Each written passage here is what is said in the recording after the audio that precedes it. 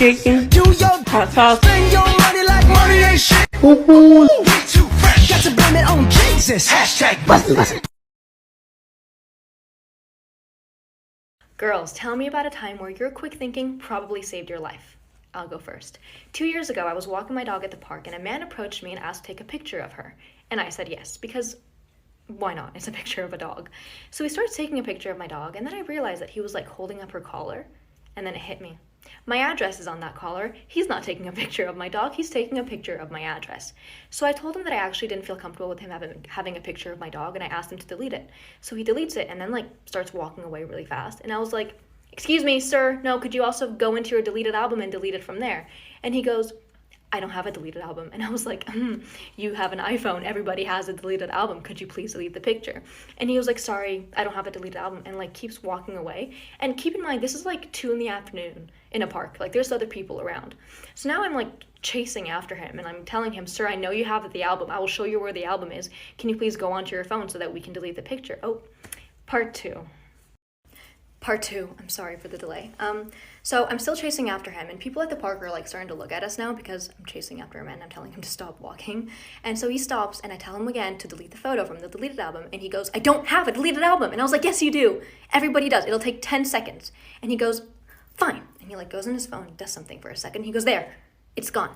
And I was like, "Could I see the deleted album just to make sure it's gone?" And he goes, "No, you can't look at my phone." And I was like, "I don't want to look at your phone. I just want to see the album just to make sure the picture is gone. That's it." And he goes, "No, you're not going to look at my phone." And I was like, "Sir, I'm not going to stop and I'm not going to leave until you show me the album. So please just show me the album so we can be done with this." So he shows me the album. The picture was still there. So I made him delete it in front of my eyes. What if I hadn't noticed that he took a picture of my address? And what if I went home that day and, you know, that night when I took my dog out to pee, he was outside waiting for me? I mean... Story time about how I was sexually harassed twice while working at Walmart. So a little background information. This all happened last year. So originally I was working in a warehouse, but whenever COVID hit, lost my job, I had to get a new job. So I applied at Walmart in the electronics section because they paid more money, period. And on my second day, I finally went and started working in electronics. So they had asked some of the employees to show me around. So while this one employee was showing me around, he took me to the back where the photos were. Well, whenever I got back there, this employee named Terry said, "Oh, she's mine." I just laughed and brushed it off because I felt super uncomfortable and awkward. And he knew I was underage because my name tag was yellow. But even after that, he still kept coming up to me, calling me weird names, just being a total creep. Like, he would keep coming up to me and get super close to me to the point where I could literally feel him fucking breathing on my face. So of course I told my manager about it. They said he's done this before, so I was like, why the fuck is he still here? So they moved me to garden. And while I was working in the gardening section, I met this guy named Jordan. Like for a part 2. Part 2 of how I was sexually harassed twice while working at Walmart. Something I forgot to mention in the first part, I reported Terry several times and they still did nothing about it.